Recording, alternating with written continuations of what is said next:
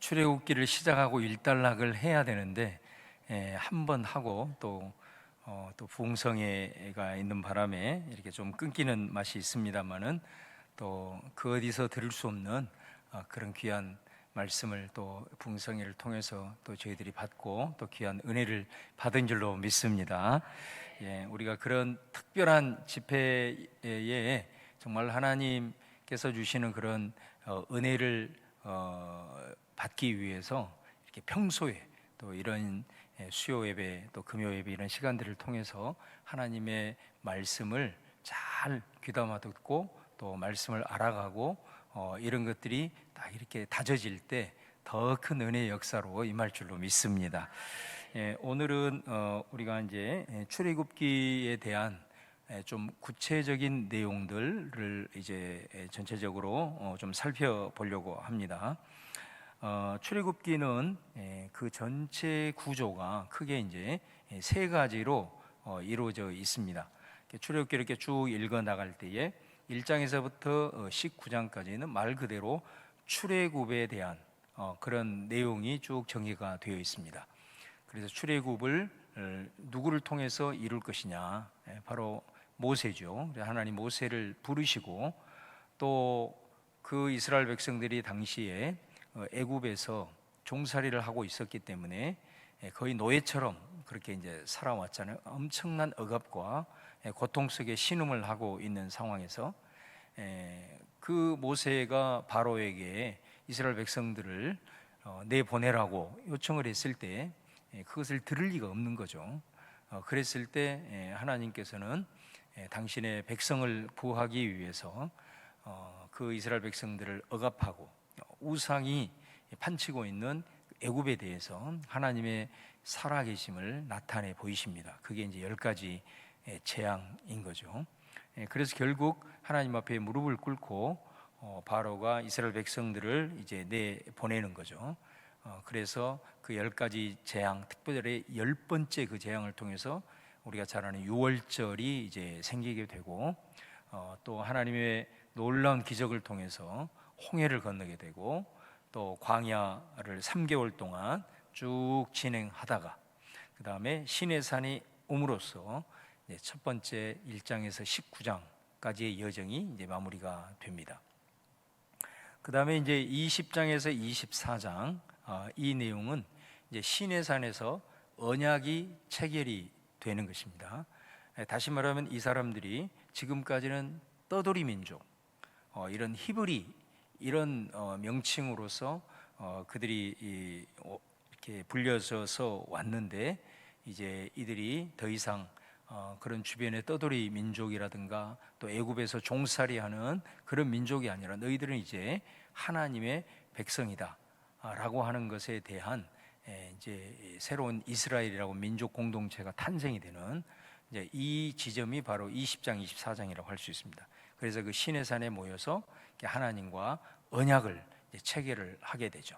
그 언약을 체결하고 난 다음에 그들에게는 이제 하나님의 백성으로서 지켜야 될 십계명, 그 다음에 십계명을 중심으로 한 율법의 말씀, 일종의 이제 법을 받게 되는 거죠. 그래서 하나님의 백성으로서 구별되게 살아야 된다. 그리고 이제 언약 체결을 거기서 이제 하게 됩니다. 그렇게 해서 이 시내산 언약은 아주 중요한 내용이고 또 이 시내산 언약의 흐름이 말라기까지 이렇게 쭉 이어지는 하나의 아주 거대한 중요한 물줄기로 구약 성경을 관통하고 있는 것을 이제 볼 수가 있습니다. 그렇게 해서 거기에서 언약을 체결하고 또 이제 언약 백성으로서 어떻게 살아가야 될 것인가라고 하는 이제 율법을 거기에서 하나님으로부터 받게 되는 이 내용이 바로 20장, 24장입니다. 그 다음에 25장에서 마지막 40장까지는 성막을 건립하는 그런 내용이 나옵니다. 모세에게 구체적으로 성막을 어떻게 너희가 건립을 해야 될 건지 하나님께서 그 모든 것들을 설계도부터 시작해서 또 그것을 해야 될 사람, 이 모든 과정들을 다 가르쳐 주시고 그 하나님의 말씀을 받고 그 다음에 모세가 구체적으로 이제 그 성막을 건립하는, 그러니까 25장에서 40장 상당히 긴 분량이지 않습니까? 이 분량이 딱 한마디로 얘기하면 그냥 성막을 만드는, 건립하는 그런 내용입니다. 근데 이게 왜 긴 이유가 뭐냐면 하나님께서 모세에게 하신 말씀이 기록이 되어 있고 그 말씀대로 그대로 성막을 건립하는 내용이기 때문에 거의 똑같은 내용이 두 번이 반복이 된다, 이렇게 보시면 됩니다. 하나님이 모세에게 말씀하신 이 내용이 한 번 나오고 그 다음에 그 내용 그대로 모세가 성막을 건립하는 내용이 나오기 때문에 거의 비슷한 내용이 두 번 반복이 되는, 그 정도로 성막이 이스라엘 백성들에게는 아주 중요한 그런 이제 의미가 되는 거죠. 자, 이 내용이 이제 출애굽기 전체적으로 이런 세 가지의 구조를 가지고 우리가 딱 틀을 잡고 이렇게 출애굽기를 읽으시면 여러분에게도 크게 큰 흐름이 잘 정리가 되리라고 생각합니다. 자, 그러면 이제 조금 더 출애굽기를 이제 읽어 나가면서 좀 중요한 내용들, 우리가 출애굽기 읽어 나가면서 맥을 잡고 가야 되는 중요한 내용들을 이제 몇 가지 좀 살펴보려고 합니다. 첫 번째는 이제 출애굽기에 보시면 출애굽 이스라엘 백성들을 애굽으로부터 이제 해방시키는, 구원하시는 이제 모습이 첫 번째로 나오게 되는데, 어떻게 해서 이 이스라엘 백성들이 그렇게 하나님 앞에 구원을 받게 되는가라고 하는 이 내용에 대해서 말씀을 할 때에 하나님께서는 그 택한 백성이 정말 고통 가운데 부르짖음을 들으심으로 이 구원의 역사가 시작이 된다라는 것을 이제 우리가 볼 수가 있습니다. 자, 거기 출애굽기 2장 23절에서 25절 말씀을 저희 같이 한번 봉독하겠습니다. 시작. 여러 해 후에 애굽 왕은 죽었고 이스라엘 자손은 고된 노동으로 말미암아 탄식하며 부르짖으니 그 고된 노동으로 말미암아 부르짖는 소리가 하나님께 상달된지라. 하나님이 그들의 고통 소리를 들으시고 하나님이 아브라함과 이삭과 야곱에게 세운 그의 언약을 기억하사 하나님이 이스라엘 자손을 돌보셨고 하나님이 그들을 기억하셨더라. 아멘. 우리가 출애굽기를 이렇게 쭉 그 내용들을 읽어 나가면 예수님을 통해서 이루시는 그 구원의 의미가 얼마나 깊어지고 풍성한지 모릅니다. 그러니까 이 출애굽기 내용, 구약이 중요한 이유가 구약의 내용을 모르게 되면은 이 예수님의 그 구원의 역사, 하나님의 나라, 이 소중한 진리의 말씀들이 더 깊이 있게 다가오지를 않습니다. 그래서 이 출애굽기가 그만큼 중요하다는 걸 볼 수 있습니다. 여기에 보시면 하나님께서 이스라엘 백성들이 바로의 압제 속에서 매우 고통당하고 있는, 그래서 그들이 너무너무 힘들고 어려워서 탄식하고 있는 그 부르짖는 소리를 하나님이 들었다. 고통받는 그 소리를 그 하나님이 들으셨다. 하나님께 그 소리가 상달되었다. 이렇게 말씀을 하죠. 그런 의미는 무엇을 하면 구원의 시작이 어디 있느냐라는 것을 우리가 알 수가 있는 거죠. 구원의 시작이라고 하는 것은 그 밑에 나와 있는 대로 신음하는 인간들을 불쌍히 여기시는 하나님의 긍휼로부터 구원은 시작된 줄로 믿습니다. 이게 아주 매우 중요한 것입니다. 죄악 가운데 비록 우리가 실수하고 우리가 하나님을 배반하고 하나님을 떠나서 우리 그 결과로 인해서 사망의 종이 되고 영원한 죽음 가운데 내몰렸지만은 하나님께서 창조하신 그 하나님의 형상을 가지고 있는 인간이 사망의 지배 아래 있고 마귀 사탄의 종이 되어 있는 이 모습, 거기에서 사망 가운데, 두려움 가운데, 불안 가운데 신음하고 있는 그 모습을 하나님은 도저히 볼 수가 없는 겁니다. 그 속에서 신음하고 있는 소리들을 절대로 외면하실 수가 없는 겁니다. 그래서 사실은 모든 구원의 시작은 결국은 하나님께서 창조하시고 하나님께서 만드신 그 인간을 향한 불쌍히 여기시는 하나님의 그 긍휼의 마음으로부터 사실은 구원은 시작이 됐다라고 볼 수가 있는 것이죠. 그래서 베드로전서에도 만물의 마지막 때가 가까이 왔다라고 얘기를 하지만은 많은 사람들이 만물이 마지막이 가까이 왔는데 왜 이렇게 핍박이 오고 힘들고 어려운 상황이 오는데도 왜 예수님이 재림하지 않냐고 많은 사람들이 당시의 교회 지도자들에게 그렇게 질문을 하면서, 또 어떤 경우는 도저히 그 상황을 이기지 못해서 배교하는 그런 상황들도 있었단 말이에요. 그때 베드로 후서에서 베드로 사도가 뭐라고 얘기합니까? 천년이 하루 같고 하루가 천년 같다는 사실을 잊지 말아라. 그러면서 뭐라고 얘기하죠? 하나님은 모든 사람이 다 회개하고 구원에 이르기를 원하시느니라. 그게 하나님의 마음인 거죠. 한 사람도 망하지 않고 한 사람도 지옥 가지 않고 정말로 하나님 앞에 다 구원받기를 원하시는, 그것이 바로 하나님의 마음인 거죠. 그렇기 때문에 이 구원은 우리에게 선물로 주신 줄로 믿습니다. 우리에게 구원을 얻기 위해서 뭔가를 요구하시는 것이 아니라 우리를 불쌍히 여기시고 우리가 그 생명 가운데 다시 나아갈 수 있도록 하기 위해서 하나님께서 예수 그리스도를 통해서 구원의 모든 것을 이루시고, 그 일을 위신 예수님을 붙들고 그 예수님의 이름을 부르고 그 예수님을 의지하며 나아가는 자들에게 구원을 마치 선물로 주시는 그 이유가, 바로 모든 구원의 시작은, 출애굽의 이 시작은 결국은 그 백성들의 탄식 소리, 그 백성들의 울부짖는 소리가 하늘에 상달되었을 때 그들을 불쌍히 여기시고 건지시기를 원하시는 하나님의 불쌍히 여기시는, 긍휼히 여기시는 그것으로부터 시작이 되었다라는 것을 오늘 이 출애굽기 첫 번째 내용에서 우리는 꼭 기억을 해야 된다라는 것이죠. 그 히브리 노예들을 억압하는 바로, 그 애굽의 바로는 결국은 악의 또 혹은 마귀를 상징하는 그런 인물이라고 할 수가 있습니다. 그래서 구원하기 위해서 그를 어떻게 결박을 하고 쳐부수고 그리고 하나님의 택한 백성들을 건져내시는지를 잘 보여주는 내용이 이제 출애굽기 첫 번째 내용이라고 할 수 있고요. 그 다음에 두 번째는 이제 이 구원을 위해서는 누군가 구원자가 필요하단 말이에요. 구원을 할 하나님의 사람이 필요한 거죠. 그래서 하나님께서는 모세를 부르시는 것을 볼 수가 있습니다. 그래서 이 모세는 어떻게 보면 구원자라고 할 수 있습니다. 그리고 또 모세는 선지자입니다. 왜냐하면 모세는 실제적으로 이스라엘 백성들의 출애굽을 이룬 사람입니다. 하나님이 하셨지만 하나님을 그를 구원자로서, 그를 도구로 사용하셔서 출애굽을 시킨 사람이기 때문에 이 사람은 구원자라고 할 수가 있습니다. 또 이 사람은 선지자입니다. 왜냐하면 출애굽해서 시내산에서 하나님의 율법을 하나님으로부터 받아가지고 하나님의 뜻으로 그들에게 주셨기 때문에, 선지자가 하나님의 말씀을 받아서 백성들에게 선포하고 가르치는 자가 선지자잖아요.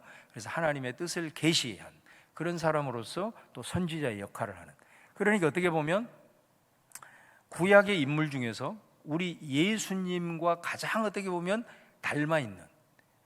가장 닮아 있는 사람을 한 사람을 꼽아라 그러면은 모세를 꼽을 수가 있습니다. 물론 이제 예수님과 모세는 이제 차원이 다른 것이죠. 우리 예수님은 하나님의 아들이시는 신성을 가지고 있지만 이제 모세는 인간이라는 그런 궁극적 차이는 있지만은 어찌하든 이 출애굽의 구원의 역사를 이룬 하나님의 도구로서의 구원자입니다.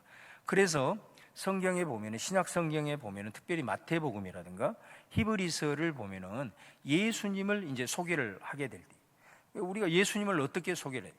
예수님이 어떤 분이냐? 예수님, 특별히 구약의 전통에 익숙해 있는 히브리 사람들, 유대인들에게 예수님을 저들에게 어떻게 소개할 거냐라고 했을 때 마태복음과 히브리서에는 특별히 모세를 제2의 모세로 그렇게 부각을 하고 있는 것을 볼 수가 있습니다. 자, 그 내용을 한번 여러분들이 보시면은 예수님을 이렇게 이제 소개할 때 패턴이 모세와 매우 유사하다는 것을 알 수가 있어요. 먼저 우리가 이제 모세를 하나님이 이제 부르기 전에 먼저 기록에 보면은 출애굽기에 보면은 모세가 이제 탄생 기사가 나오지 않습니까? 모세가 탄생한 기사. 성경에 보면은 어떤 한 인물이 탄생하는 그런 이야기를 가지고 있는 경우는 예수님을 포함해서 딱 7사람밖에 안 나옵니다. 그러니까 어떤 탄생의 기사를 가지고 있다. 그 사람은 아주 중요한 어떤 임무와 사명을 가지고 있는 특별한 인물이라는 것을 이제 우리가 알 수가 있거든요. 이 모세가 그 중에 이제 한 사람이라는 거죠. 그래서 모세가 또 탄생을 했을 때 당시에는 히브리 산파들을 명령해 가지고 다 아들이면 다 죽이게 만들었잖아요. 그래가지고 그 나일강의 갈대 상자에 띄워서 이렇게 하게 되는데, 예수님도 탄생했을 때 여러분 어떻습니까? 우리가 잘 아는 대로 예수님을 헤롯이 죽이기 위해서 베들레헴 지경에 있는 2살 이하의 아이들을 전부 다 학살을 시켰잖아요.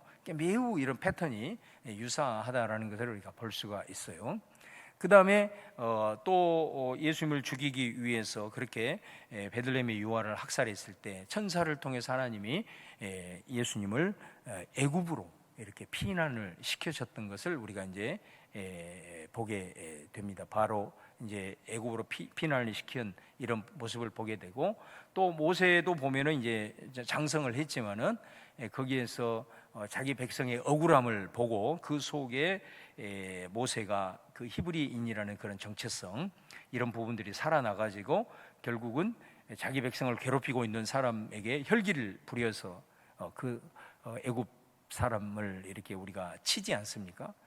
그런데 그 장면으로, 그 사건으로 인해서 결국은 모세가 왕궁에 있지 못하고 미디안 광야로 피해가는, 쫓겨가는 이런 모습들, 이렇게 패턴이 아주 유사하다는 걸 보게 되고, 또 거기에서 한 40년 동안을 그 미디안 광야에서 거의 무명인으로서, 목동으로서 이제는 자기는 더 이상 애굽의 왕자도 아니고 이제는 자기 인생이 여기서 끝나는 모양이구나, 이렇게 이제 생각을 하면서 살았을 때 하나님께서 떨기나무에 나타나셔서 모세를 부르시는 것을 우리가 볼 수가 있습니다. 예수님도 탄생하시고 난 다음에 한 30여 년 동안에는 예수님이 기록이 성경에는 거의 없죠. 지금 우리가 사복음서에 나타난 예수님의 기록은 3년 동안의 공생애, 세례 요한으로부터 세례를 받음으로부터 시작되는 그 3년여의 기록이 거의 대부분을 차지하고 있는 걸 보게 됩니다. 그러니까 마치 모세도 이 미디안 광야에서 40년의 세월이 거의 무명, 어떤 그 존재감도 없는 그런 세월을 보냈듯이 예수님도 30년 동안의 예수님의 삶은 성경이 거의 기록이 되어 있지 않는 이런 모습 속에서 이제 우리 예수님께서도 세례 요한을 통해서 세례를 받고 그 세례를 받을 때 하늘 문이 열리고 성령의 비둘기처럼 오게 되고 하나님의 음성을 듣게 되고 거기에서 이제 하나님의 아들로서 이제 부르심을 받게 되는 걸 보게 됩니다. 그리고 모세가 떨기나무에서 부르심을 받고 바로에게 가면서 이제 구원의 사역을 시작했던 것처럼 예수님도 세례 요한의 세례를 받고 부르심을 받은 후에 이제 갈릴리로 가셔서 공생의 사건을 시작을 했던 것을 우리가 볼 수 있습니다. 그래서 이 모세의 이런 모습을 통해서 신약의 마태, 특별히 히브리서 같은 경우는 예수님을 그들에게 어떻게 소개를 해야 잘 소개를 할 것인가, 그래서 모세와 비교를 하면서 그들에게 바로 예수님이 구원자 되신다라는 것.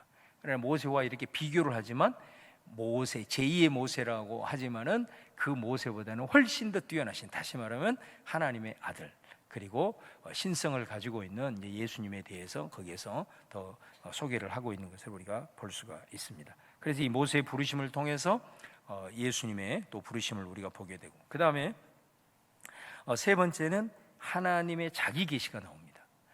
다시 말하면 모세를 하나님이 부르실 때에 모세가 그런 질문을 하잖아요. 내가 40년 동안 이렇게 광야에서 거의 그냥 무명의 존재로 살았는데 내가 이스라엘 백성들에게 가서 하나님이 나를 보냈다 라고 했을 때 그들이 너를 누가 보냈냐? 너를 누가 보냈냐라고 했을 때 내가 하나님을 도대체 어떻게 그들에게 소개하면 좋겠습니까? 이렇게 질문을 하자 하나님께서 친히 자기를 계시하십니다. 바로 그 내용이 출애굽기 3장 14절에서 15절 말씀인데요. 좀 길지만은 같이 한번 소리를 맞추어서 같이 읽어보겠습니다. 시작. 하나님이 모세에게 이르시되 나는 스스로 있는 자이니라. 또 이르시되 너는 이스라엘 자손에게 이같이 이르기를 스스로 있는 자가 나를 보내셨다 하라. 하나님이 또 모세에게 이르시되 너는 이스라엘 자손에게 이같이 이르기를 너희 조상의 하나님 여호와 곧 아브라함의 하나님, 이삭의 하나님, 야곱의 하나님께서 나를 너희에게 보내셨다 하라. 이는 나의 영원한 이름이요 대대로 기억할 나의 칭호니라. 아멘. 자, 여기 보면 하나님이 자기를 이제 계시를 하십니다. 계시를 하는데 첫 번째는 나는 스스로 있는 자다. 이렇게 하나님이 친히 계시를 하고 계시고요. 또 하나는 나는 아브라함의 하나님, 이삭의 하나님, 야곱의 하나님이다. 이렇게 이 두 가지로 자기 계시를 하고 있는 것을 볼 수가 있습니다. 그러니까 아브라함의 하나님, 이삭의 하나님, 야곱의 하나님은 지금까지 이스라엘 백성들이 늘 하나님이 이런 분이라는 것을, 조상들의 하나님이라는 것을 고백하는 거기 때문에 이 이름은 매우 익숙한 것이죠. 익숙한 이름이라고 할 수 있습니다. 그런데 여기에서 하나님께서 나는 스스로 있는 자다, 이런 아주 독특한 자기 계시를 이제 하고 있는 것을 볼 수가 있습니다. 여러분, 여기에서 나는 스스로 있는 자다라고 하는 이 히브리어는 하야, 다시 말하면 나는 있다, 그런 뜻을 가지고 있습니다.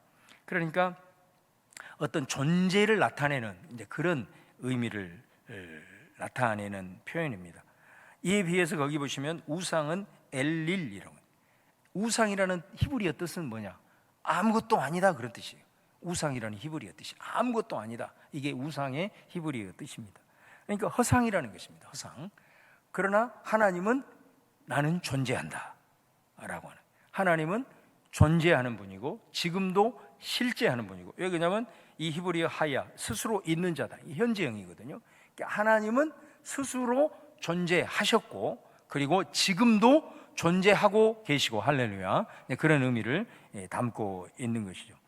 우리가 그 철학자 중에 그 철학자들도, 고대 철학자들도 신의 존재를 나름대로 증명을 하기 위해서 아주 매우 그 철학적으로 고민을 많이 했던 것을 봅니다. 그 고대 그리스 헬란 철학을 완성했다라고 하는 아리스토텔레스가 신을 묘사를 할 때 이런 표현을 썼어요. 부동의 동자, 이런 표현을 썼습니다. 부동의 동자. 부동의 동자라는 것은 뭐냐면, 동자라는 것은 모든 만물을 움직이게, 작동하게 하는 존재, 그런 뜻입니다. 그런데 부동, 자기는 움직이지 않는, 이런 것으로 신을 표현을 한 거죠. 그러나 여기서 말하는 스스로 있는 자는 모든 존재가 있기 전부터 존재를 했고, 그리고 모든 존재를 있게 했고, 그리고 움직이지 않는 게 아니라 지금도 움직이면서 모든 창조의 피조물들을 섭리하시고 주관하시는 분이 우리 하나님이신 줄로 믿습니다. 그런 이제 의미를 담고 있는 것이죠. 모든 것이 존재하기 전에 나는 존재했고, 그 다음에 지금도 존재하고 있고, 그리고 모든 세상의 피조물들을 존재케 하고 작동하는 그런 섭리의 주권자라는 그런 의미가 나는 스스로 있는 자다, 요 말씀 속에 이제 담겨 있는 것을 보게 됩니다. 이게 왜 중요하냐? 이 자체도 중요하지만은 예수님을 이해하는 데 있어서 이 말씀이 매우 중요하다라는 것입니다. 예수님을, 자기 자신을 이렇게 가리킬 때 요한복음에 보면 뭐라고 얘기하냐면 에고 에이미, 이런 표현을 씁니다. 나는 뭐뭐이다, 나는 존재한다, 나는 뭐뭐이다. 예수님이 그렇게 자기 자신을 소개를 하십니다. 이 굉장히 독특한 어법이거든요. 그러니까 이 예수님이 말씀하신 헬라어로 에고 에이미, 요 말을 히브리어로 번역을 해보면 나는 스스로 있는 자다, 이 말이 되는 겁니다. 그래서 요한복음에 나오는 나는 뭐뭐이다, 요 예수님의 자기 표현이야말로 예수님이 하나님이 되심, 예수님의 하나님의 아들 되심을 가장 잘 나타내는 표현이라고 할 수가 있습니다. 그래서 특별히 이제 두 가지 형태로 나오게 되는데, 하나는 요한복음 8장 28절과 같이 예수께서 이르시되 너희가 인자를 든 후에 내가 그인 줄 알고, 여기서 내가 그다, 나는 뭐뭐이다, 이게 에고 에이미, 어떤 수식어가 없이 그 자체로 나는 스스로 있는 자다라고 하는 이 표현을 예수님이 직접 하고 계시고, 그 다음에 수식어가 있는 경우가 있어요. 수식어가 있는 경우가 7개가 나옵니다.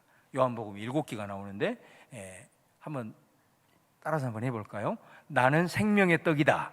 나는 생명의 떡이다. 그러니까 이제 우리가 보통 이제 헬라어를 표기를 할 때 나는 뭐뭐입니다라고 할 때는 대부분 이렇게 동사를 쓰거나 뭐든 이렇게 쓸 때는 주어를 거의 쓰지 않습니다. 왜냐하면 그 동사에 이미 주격 표시가 되어 있기 때문에 에고라는 이 주어를 거의 쓰지 않아요.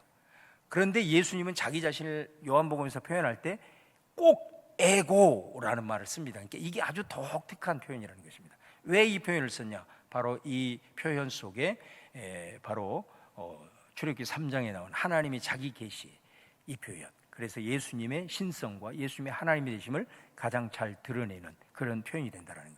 그래서 여기서 이제 수식어 있는 경우에 있어서는, 자, 두 번째, 나는 세상의 빛이다. 나는 세상의 빛이다. 그 다음에 나는 양의 문이다. 나는 양의 문이다. 나는 선한 목자다. 나는 선한 목자다. 나는 길이요 진리요 생명이다. 나는 길이요 진리요 생명이다. 나는 부활이요 생명이다. 나는 부활이요 생명이다. 나는 참 포도나무다. 나는 참 자, 포도나무다. 이 표현을 쓸 때도 앞에 반드시 에고를 붙입니다. 그러니까 다른 어법에는 자기 자신을 말할 때 표현하지 않는 아주 독특한 표현이라고 할 수 있습니다. 그러니까 예수님은 아예 이런 수식어가 없이 나는 그다, 나는 뭐뭐이다 라고 한 이런 표현들은 바로 예수님이 하나님이시다 라는 것을 확실하게 보여주는 표현이고, 그 다음에 수식어가 있는 경우는 뭐냐? 바로 예수님의 하나님 되심과 함께 예수님이 이 땅에 오셔서 그분이 해야 하는, 특별히 그분의 사명, 또 그분이 해야 될 역할, 이 부분들이 이 말씀 속에 담겨 있는 것을 보게 됩니다. 생명의 떡, 세상의 빛, 다 이거는 예수님이 이 땅에 오신 이유를 잘 보여주는 그런 표현이라는 것이죠. 그래서 이 에고의 의미가 하나님의 존재 자체를 언급했다라고 한다면, 후자 예수님이 이제 이렇게 수식어가 있는 이 경우를 통해서 그분이 어떤 분이고 또 어떤 일을 행하셨는지를 우리는 이제 구체적으로 알게 됨을 볼 수가 있습니다. 그래서 이 출애굽기 3장에 하나님의 자기 계시는 예수님의 자기 존재, 그 다음에 예수님이 어떤 분인가를 요한복음을 통해서 이렇게 연결됨으로써 예수님이 하나님의 아들이시다라는 것을 잘 보여주는 것과 연결이 된다라는 것을 알 수가 있고요. 그 다음에 이제 두 번째는 아브라함의 하나님, 이삭의 하나님, 야곱의 하나님. 자, 이거 왜 이 말을 했느냐? 이거는 뭐냐면 하나님께서 너희들을 구원해내는 것은 그냥 어느 한순간 뜬금없이 너희들이 고통받고 있기 때문에 구원을 하는 것이 아니고, 이것은 너희 조상들에게 이미 여호와 하나님께서 약속하신 내용이란 말이에요. 그래서 그 약속하신 이제 때가 되어서 이제 너희들을 구원해 낸다. 너희들 조상들에게 약속하신 것을 신실하게 지키시고 이제는 때가 되어서 그 약속을 내가 지킨다라는 것을 보여주는 거죠. 그래서 너희들을 구원한 이 하나님은 천지를 창조하시고 스스로 존재하시고 지금도 온 우주 만물을 통치하시고 작동시키시는 그런 스스로 계신 하나님인 동시에 너희 조상들을 선택하시고 너희 조상들에게 약속하신 그 하나님이 바로 지금 너희들을 구원한 하나님으로 지금 나를 보냈다라고 이제 말씀하면서 이 이스라엘 백성들로 하여금 그렇구나, 하나님은 이 사람들이 얼마나 지금 이 연약하고 노예로서 감히 대항할 수 없는 그런 처지에 놓여 있을 때 한 허름한 노인이 와가지고 내가 하나님의 이름으로 당신을 구원해낸다라고 했을 때 그 사람들이 얼마나 호웃음을 쳤겠어요. 그러나 이 스스로 계시는 하나님, 이 표현은 모든 만물을 창조하시고 모든 만물을 다스리시고 모든 만물을 움직이시고 지금도 존재하시고 살아계신 그분이 바로 너희들을 구원낼 것이다. 그리고 너희들을 구원하는 목적은 너희 조상들에게 약속한 그 약속을 지키기 위해서 지금 그 하나님이 나를 보냈다라고 하는 것을 말씀을 하시는 거죠. 그래서 이 하나님을 그들에게 소개하게 될 때에 이들이 모세를 인정하게 되고 또 모세를 통해서 이제 이 구원의 역사를 이루는 것을 우리가 볼 수가 있습니다. 마찬가지로 우리 예수님도 이 땅에 오시면서 와서 뭐라고 얘기합니까? 첫 번째로 예수님이 공생애에 선포한 말씀이 1장 14절 15절 말씀인데 15절에 보면 예수님이 공생애 가운데 이제 하나님의 아들로서 이 구원 사역을 감당하면서 첫 번째로 선포한 말씀, 그것이 때가 찼고, 이 말이 때가 찼고, 이제 하나님의 때가 되어서 나를 보내 이제 온 세상을 구원하기 위한 하나님의 때가 가까이 왔다라는 것을 이제 말씀을 하고 있는 것을 보면서 이 출애굽기에 나타나는 모세의 이런 모습들을 통해서 바로 예수님의 구원 사역을 우리가 훨씬 더 깊이 있게 이제 이해할 수 있게 된다라는 것이고요. 그 다음에 네 번째는 이제 이 구원을 이루기 위해서 이제 하나님께서 행하신 게 10가지 재앙입니다. 그 이 10가지 재앙을 보면 하나님이 자기를 계시하셨던 스스로 있는 자, 이것이 10가지 재앙을 통해서 확실하게 보여지는 것을 볼 수가 있습니다. 그 첫 번째를 보세요. 10가지 재앙이 가지고 있는 의미가 뭐냐면 이건 자연현상과 관련이 돼요. 첫 번째부터 10가지를 이렇게 보시면은 이게 뭐냐면 애굽에서 자주 발생하는 자연현상과 관련이 되어 있다라는 것을 볼 수가 있는 거죠. 그래서 스스로 계신 하나님께서는 온 우주 만물을 지으시고 그 지금도 살아계셔서 그 온 우주 만물, 자연 모든 현상을 그분의 손으로 필요에 따라서 이리 움직일 수도 있고 저리 움직일 수도 있는 스스로 계신 하나님의 모습을 이 10가지 재앙을 통해서 확실하게 보여주신 또한 사건이라고 할 수가 있다라는 것입니다. 그것을 잘 보여주고 있고, 그 다음에 이 10가지 재앙은 또 어떤 의미를 가지고 있냐면 애굽이 섬긴 우상과 관련이 되어 있습니다. 그래서 아까 우상이 어떤 의미라고 그랬죠? 아무것도 아닌 이게 이제 그런 의미라고 그랬잖아요. 그러니까 우리가 이제 여기서 구체적으로 다 표현할 수가 없지만은 여기에 나타난 10가지의 이 재앙은 애굽에서 섬기는 우상과 매우 밀접한 그런 관련이 되어 있다. 재밌는 거 이제 한 가지만 표현을 해보면 네 번째 재앙이 파리잖아요. 이 파리도 그들이 신으로 섬기고 있었어요. 그래서 이 파리 대왕, 파리 왕 이런 그 표현이 신약 성경에 보면 여러분 귀신의 왕 중에 바알세불 들어보셨나요? 네, 바알세불 또 혹은 바알세붑 이렇게 표현이 되어 있어요. 이걸 번역을 하면 파리 대왕이 됩니다. 그러니까 이 파리가 이제 이것도 우리가 고고학적으로 이게 어떤 의미를 가지고 있는지 이런 부분들을 이제 하나하나 살펴보면 굉장히 흥미롭고 이런 부분인데, 그래서 애굽 사람들이 우상을 이렇게 많은 우상을 이렇게 이제 섬기고 있는데 너희들이 그 섬기고 있는 그것으로 결국은 어떻게 하는 거예요? 애굽 사람들을 다 몰살시켜 버리는 거잖아요. 이 사람들이 잘 섬기고 있는 뭐 때문에 섬기겠어요? 자기들에게 유익이 되기 위해서 섬기는 거 아니겠습니까? 그런데 이것들이 오히려 애굽 사람들을 다 몰살시키는 거잖아요. 이거를 통해서 뭐를 말하고자 하는 것입니까? 너희들이 섬기는 우상은 결국은 헛된 것이다 말이죠.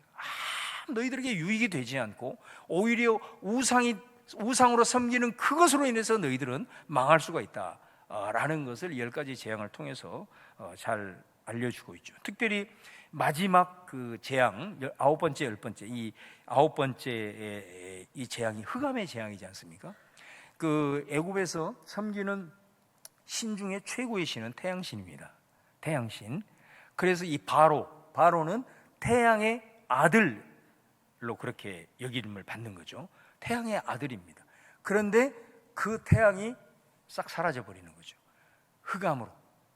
그러니까 하나님이 원하시고 원하시면 너희들이 섬기는 그 태양신이라 할지라도 그건 하나님의 피조물에 불과하고 너희들에게 끊임없이 태양을 비춰줘서 공급을 해주지만 그것이 너희들로 하여금 이런 흑암으로 몰아갈 수 있다, 아무런 의미가 없다라는 것을 이제 보여주고 있는 것이죠. 그래서 이 10가지 재앙은 애굽 사람들이 섬겼던 그런 우상, 그 우상에 아무런 의미 없음, 오히려 그것들을 우상으로 섬겼을 때 그것으로 인해서 너희들이 오히려 그것 때문에 망할 수 있다라고 하는 메시지를 이제 던지고 있는 걸 보게 되고요. 그 다음에 세 번째로 이 10가지 재앙은 또 어떤 의미가 있냐면 완악함에 대한 심판입니다. 특별히 우리가 모세가 하나님의 말씀을 대언하면서 바로에게 백성을 보내십시오, 보내달라고 계속해서 요청을 하죠. 그랬을 때 바로가 그걸 거절합니다. 그래서 성경에는 후렴구처럼 꼭 어떤 표현이 나오냐면 바로가 마음을 강팍하게 하여, 이런 표현이 나옵니다. 그래서 마음이 강팍해서 보내주지를 않습니다. 이제 재앙이 점점 세지잖아요. 세지니까 이 사람이 보내줄게 이렇게 하는 거예요. 그 재앙이 끝나면은 또 마음이 강팍해져 가지고 또 안 보내주고, 이것이 5번째까지 쭉 진행이 됩니다. 근데 6번째부터 7번째에는 이제 그 구체적인 표현이 나오지를 않지만 6번째부터는 이 내용이 좀 바뀌어요. 어떻게 바뀌냐면 하나님이 바로의 마음을 강팍하게 해버립니다. 이렇게 바뀝니다. 처음에는 바로 자신이 마음을 강팍하게 한 거예요. 완악하게 해서 하나님을 거역한 거죠. 그런데 6번째 이후에 보면 하나님이 바로의 마음을 강팍하게 했다, 이렇게 표현이 바뀌고 있는 것을 보게 됩니다. 그래서 이 하나님의 완악함, 이 표현은 하나님이 완악하게 하신 이제 그런 표현입니다. 그러니까 어떻게 보면 하나님이 완악하게 했다, 이 말은 이미 심판이 확정된 것이다, 이렇게 보시면 됩니다. 그러니까 성경에서 여러분 제일 하나님이 싫어하는 게 뭐예요? 완악함이죠. 그래서 오직했으면 완고하고 완악한 것은 우상에게 절하는 죄와 같다. 사무엘이 그런 표현을 하잖아요. 하나님이 제일 싫어하는 것이 뭐냐면 완고함이고 완악함입니다. 그러니까 로마서 1장에도 보면 사람이 계속해서 하나님의 그 창조의 질서를 어기고 그렇게 살아가고 있는 그들을 향하여 하나님이 계속해서 돌이키라고 했는데 그들이 계속해서 강팍하고 완악해서 그 하나님의 뜻을 거역하고 나아갈 때 나중에 어떻게 하죠? 하나님이 그냥 놔둬버리는 거죠. 하나님이 놔둬버리는 거예요. 그냥 네 하고 싶은 대로 해라, 그 말인 거죠. 그러니까 이 사람들이 얼마나 완악했으면 이제는 하나님이 더 이상 돌이키지도 않게끔 해버리는 거죠. 그 말은 뭔 말이냐면 하나님이 이제 너희들 알아서 해라, 이 말은 그들의 완악함을 더 이상 하나님도 어떻게 할 수가 없는 거예요. 그래서 그 남는 것은 뭐예요? 결국은 하나님의 심판이 있을 수밖에 없는 것이죠.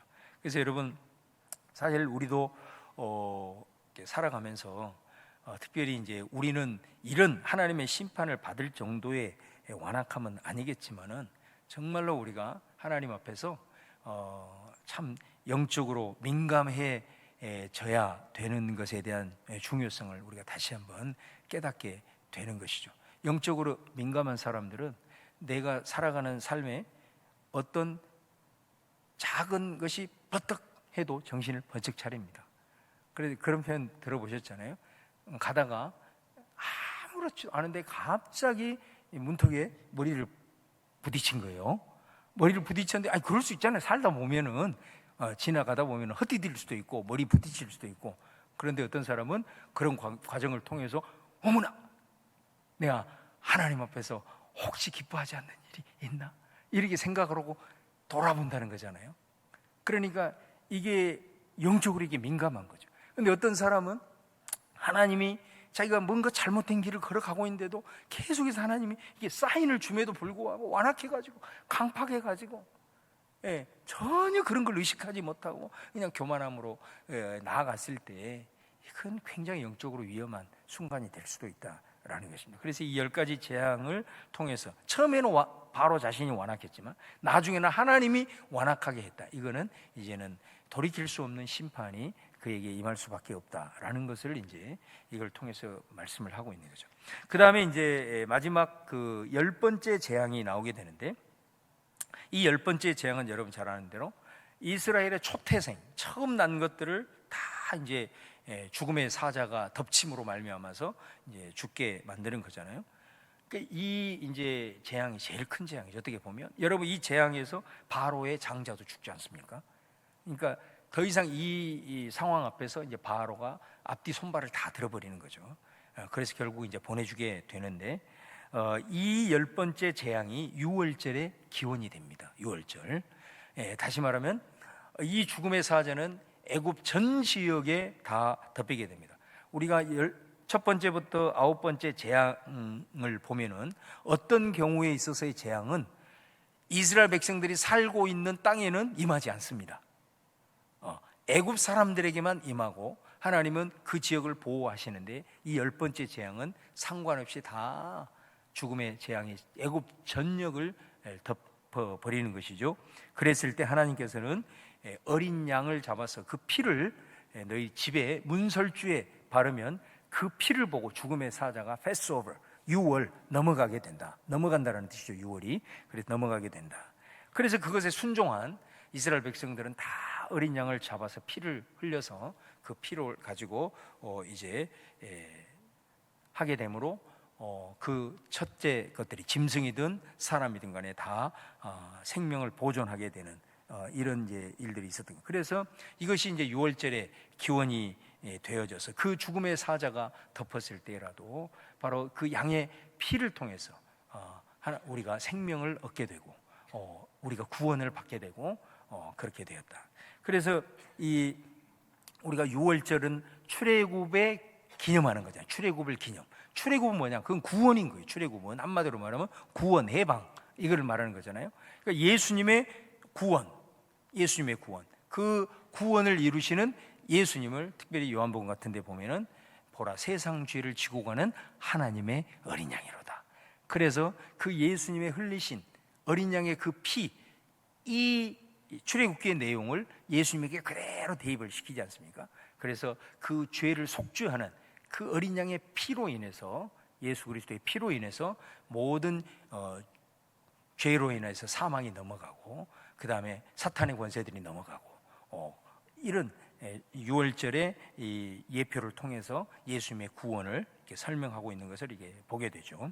그래서 여러분, 이 특별히 이 첫 번째를 살림으로써 이스라엘에는 이제 어떤 부분이 이제 생기게 되었냐면, 사실 그 첫째들은 다 원래는 죽어야 마땅한 거잖아요.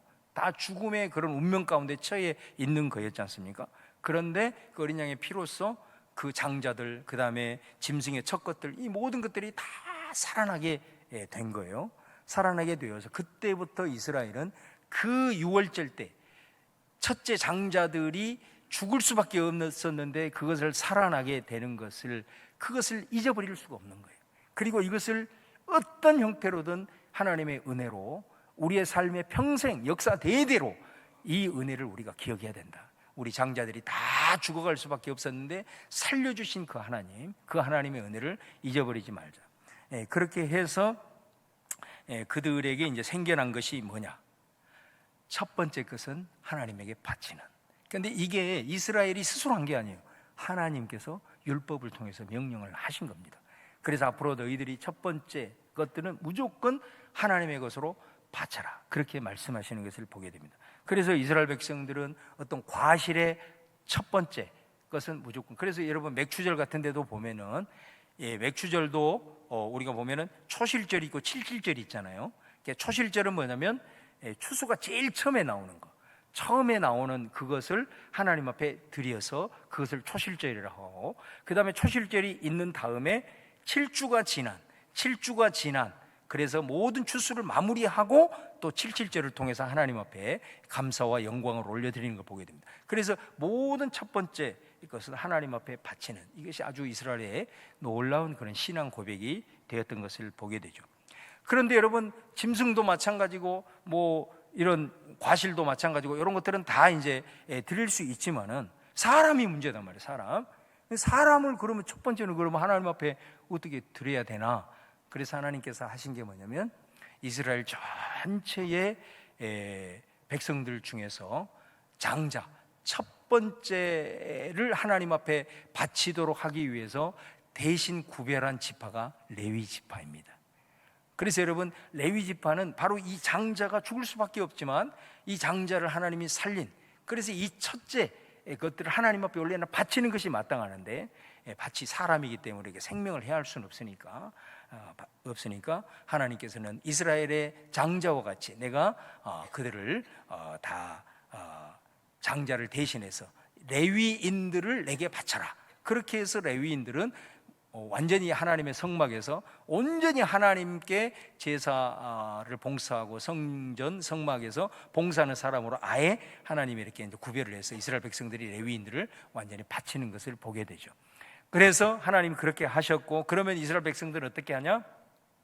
레위인들을 대신 바쳤기 때문에 우리는 그 속전이라고 합니다. 속전, 이 장자 첫째 아들이 태어났을 때 그 아들에 대한 그 속전, 우리가 이 아들을 희생을 해야 되는데, 하나님 바쳐야 되는데 레위인이 대신 바쳐졌기 때문에 그에 대한 값을 한 세겔이라고 하는 속전으로 그것을 하나님께 바치게 되고, 그 바친 것을 가지고 레위인들은 성막을 유지하고 성막에 봉사하는 데 사용하도록 그렇게 했던 것을 우리가 구약 성경을 통해서 보게 되는 거죠. 그래서 이 사람들에게는 첫 번째 것은 하나님의 것, 이것에 대한 신앙 고백이 이렇게 세워졌던 걸 보게 돼요. 사실 여러분, 우리가 11조 개념도 우리가 10의 1이지 않습니까? 10의 1일 때 우리가 1이라는 말은 우리가 기수로도 사용할 수 있고 서수로도 사용할 수 있는 거예요. 그잖아요. 우리가 기수 그러면은 하나 음이지 않습니까? 그러니까 우리가 기수 그러면 열 중에서 하나를 구별해서 하나님 앞에 드린다. 이 개념은 우리가 너무나도 잘 알고 있어요. 근데 서수로 쓰인다는 거, 서수로면 첫 번째, 두 번째, 세 번째잖아요. 그러니까 모든 것 중에서 첫 번째, 무슨 의미겠어요? 모든 것 중에서 하나, 이거는 우리가 알잖아요. 그래 10분의 1을 우리가 하나님 앞에 10의 1조로 드리잖아요. 모든 것 중에서 첫 번째, 그 말 속에는 뭐가 담겨 있을까요? 서술로 사용을 했을 때 가장 좋은 것입니다. 그런 의미입니다. 그래서 여러분, 옛날에 우리 농사 지을 때 10의 1조 우리가 드릴 때 어떻게 드립니까? 그 곡식 중에서도 제일 탐스럽고 제일 좋은 것을 구별해서 드리고, 우리 옛날 어른들 하나님 앞에 헌금할 때도 어때요? 대리미로 데린다는 말 많이 들어보셨죠? 다 그런 그냥 의미 없는 게 아닙니다. 다 그런 의미를 사실 담고 있는 겁니다. 그리고 우리가 하나님 앞에 드릴 때도 다른 거 다 쓰고가 아니라 제일 먼저 하나님 앞에 구별한다. 제일 좋은 것을, 기름진 것을 가장 먼저 우선적으로 구별해서 하나님 앞에 드린다. 이제 그런 의미를 담고 있는 거죠. 그래서 우리가 하나님 앞에 이렇게 이 첫 것에 대한 이런 신앙, 이런 부분들도 우리가 이런 유월절의 출애굽기 내용들을 이렇게 주목해서 쭉 읽어보면 우리가 이렇게 몰랐던 이런 내용들도 우리가 잘 이렇게 이제 파악을 하게 된다. 자, 마지막으로 오늘 이 부분만 하겠습니다. 출애굽 사건의 신학적인 의미가 뭐냐라고 하는 것인데요. 자, 출애굽 사건은 하나님의 구원이 그의 자비에 기초하고 있다. 아까 말씀드렸습니다. 억압 속의 부르짖음을 들으시는 하나님, 구원은 하나님의 긍휼로부터 시작되는 은혜의 사건이다. 할렐루야. 그래서 여러분들이 예수 그리스도의 구원의 그런 받아야 될 사람들이 여러분 주변에 많잖아요. 항상 이걸 기억을 하십시오. 여러분이 봤을 때는 불가능할 것 같고 엄청나게 강팍할 것 같지만 하나님은 그 모든 사람들이 다 구원받기를 원하시는, 기본적으로 우리가 사랑하는 부모가 자식을 사랑하고 긍휼히 여기는 것은 어떤 거죠? 불쌍히 여기는 겁니다. 이게 사실은 하나님의 사랑이고 부모가 자녀를 사랑하는 거죠. 비록 실수하고 연약하고 그래도 다른 사람들이 다 돌던져도 부모만큼은 그럴 수 없는 짠한 그 긍휼히 여기는 그 마음이잖아요. 그러니까 하나님이 그런 모든 믿지 않는 영혼들을 향하여서 가지고 있는 마음이 이 긍휼의 마음이라는 것, 이것이 먼저 우리가 복음을 전하고 또 그 대상자들을 위해서 중보할 때 가져야 될 마음인 줄로 믿습니다. 그럴 때 그런 마음을 가지고 그 믿음을 가지고 우리가 나아갈 때, 그래 너는 반드시 하나님이 불쌍히 여기고, 또 내가 너를 위해서 기도하고 너를 위해서 이렇게 수고하는 이 모든 모습들로 반드시 너는 하나님의 백성이 될 거야, 이런 이제 확신의 마음을 가지고 여러분들이 또 복음을 전하는, 그래서 생명 구원의 역사가 나타나는 것을 우리가 이제 볼 수 있다라는 거예요. 그 다음에 두 번째는 출애굽은 구원의 수평과 수직 차원을 공유한다. 이제 이 말도 좀 어려운 말인데 굉장히 중요한 거죠. 자, 거기 출애굽기 7장 16절을 보면은 그에게 이르기를 히브리 사람의 하나님 여호와께서 나를 왕에게 보내어 이르시되 내 백성을 보내라. 그러면 그들이 광야에서 나를 섬길 것이니라, 예배할 것이니라. 자, 여기 보면 두 가지가 나온다는 거예요. 하나는 뭐예요? 내 백성을 보내라. 이게 뭐예요? 해방이에요. 지금 이 사람들이 어떤 상황이 있는 거죠? 현실적으로 노예 생활을 하고 있다는 거예요. 노예 생활을 하고 있는데 이 사람들을 지금 보내라는 것은 이제 자유인이 된다는 거 아니겠습니까? 그걸 꼭 이제 어떤 규범적인 용어로 표현을 한다면 사회 정치적 해방인 거죠. 노예 생활로 당하고 있다가 이 사람들이 해방을 받아서 자유인이 된 거죠. 그런데 이 후자는 뭐죠? 이게 신앙적 차원이죠. 이 사람들이 그러면은 단순히 노예 생활에서 해방되는 것이 출애굽의 의미냐? 맞긴 맞아요. 그런데 이것만 가지고 있으면 그게 온전한 출애굽의 의미가 안 된다는 겁니다. 반드시 이 차원이 이루어졌습니다. 그 궁극적 목적은 뭐냐? 바로 그걸 통해서 광야에서 하나님을 예배하는 것, 이것이 출애굽의 목적인 줄로 믿습니다. 그래서 우리가 구원을 생각을 할 때에도 항상 여러분 보세요. 우리가 교회가 사명을 감당하며 나갈 때 우리가 전도에서 영혼 구원에 그 사람을 영혼 구원하는 이 일에도 힘쓰지만 또 다른 한편으로는 뭐 하죠? 우리가 구제하고 또 어려운 이웃들도 도와주고 그런 일들도 많이 하지 않습니까? 또 힘들어하는 사람들의 또 사회적인 약자들을 위해서 우리가 대신 또 함께 품고 그들의 편이 되어주기도 하고, 이런 것들이 균형 있게 같이 수직과 수평적인 이런 의미들을 같이 품는 것이 굉장히 중요한 의미를 담고 있다라는 것이죠. 그러나 우리가 이제 기억해야 될 것은 뭐냐면 우리가 흔히 이제 구원의 3차원을 얘기를 할 때 첫 번째는 개인 구원이에요. 우리 한 사람 한 사람이 예수 그리스도를 믿게 하는 거죠. 그걸 하기 위해서 우리가 저들에게 도와주고 또 사랑을 베풀고 또 뭐 이런 과정들을 통해서 결국은 그것으로 끝내는 것이 아니라 그것을 통해서 그들이 그리스도의 사랑을 깨닫고 그를 반드시 예수님과 연결해서 하나님을 예배하는 자로 이제 불러내는 이 역할이 매우 중요한 거죠. 그러나 단순한 그것만을 가지고 오직 영혼 구원 이것만이 아니라 우리가 사회 구원이라고 그러잖아요. 다시 말하면 이 세상에 제도가 뭔가 잘못됐다. 그러면은 하나님의 말씀의 기초에서 이 사회의 잘못된 제도들을 그리스도인들이 또 그리스도인의 어떤 역량을 가지고 또 세상 속에서 그런 힘을 가지고 있는 그리스도인들을 통해서 그런 사회의 잘못된 제도, 악습 이런 것도 바꿔나와 그리고 정의를 이루고 또 고통당하는 그런 영혼들을 위해서 우리가 함께 도와주고, 이런 어떤 사회 구원의 의미도 교회 구원의 의미 속에 담겨 있는 것을 보게 됩니다. 그리고 또 하나는 또 뭐냐면은 생태 구원이라고 요즘 생태 구원. 이게 뭐냐면은 하나님의 창조의 질서가 지금 다 깨지고 있단 말이에요. 동성애와 같은 그런 문제라든가 또 환경 파괴라든가 이런 하나님이 창조한 이 세계의 질서가 창조의 질서 속에서 다 지금 어긋나고 있다라는 거죠. 그러니까 이런 부분들에 대해서도 교회가 사실은 눈을 떠야 됩니다. 눈을 떠서 그런 일들에 대해서 하나님의 천지 창조에 대한 질서들을 바로 잡아가는 그런 일들도 우리가 감당을 해야 되는 거예요. 그래서 우리가 구원의 어떤 스펙트럼 얘기를 할 때 우리가 개인 영혼 구원, 그 다음에 또 사회적인 구원, 또 생태 구원 이런 것들을 같이 균형을 잡아가지고 해 나가는 거죠. 그러나 이 모든 구원의 역사를 통해서 궁극적으로 지향점은 뭐냐? 그들로 하여금 하나님을 예배하게 하는 거. 할렐루야. 하나님을 예배하고 하나님을 높이는 이런 일들로 이제 이어지게 하는 것이다. 그래서 그들을 억압으로부터 끌어냈어요. 홍해를 건너서 끌어냈어. 이제는 자유인이 되었어요. 그것으로 끝난 것이 아니라 바로에게 요청할 때마다 모세가 했던 말이 있죠. 광야로 보내십시오. 그들이 그곳에서 우리가 섬기는 하나님 섬길 것입니다. 아바드, 예배하게 할 것입니다. 항상 이 말을 강조합니다. 그래서 결국은 이스라엘 백성들로 하여금 먼저 그들을 해방시킨 다음에 그들을 광야길을 걷게 해서 시내산에서 딱 언약을 체결한 다음에 성막을 만들어서 하나님 앞에 예배하는 백성으로 그래서 그 구원에 이르게 하는 이런 모습으로 이제 이어졌던 것을 보게 됩니다. 자, 이게 우리 어떻게 보면 짧은 시간 출애굽기의 내용들을 쭉 이렇게 함께 같이 맥을 짚어봤는데, 여러분들 이 말씀을 듣고 다시 한번 그런 모습으로 이렇게 성경을 읽어 나가면서 더 깊이 있는 구원의 메시지들을 찾고 또 여러분의 삶에 적용하는 은혜가 여러분에게 있기를 주님의 이름으로 축원을 드립니다.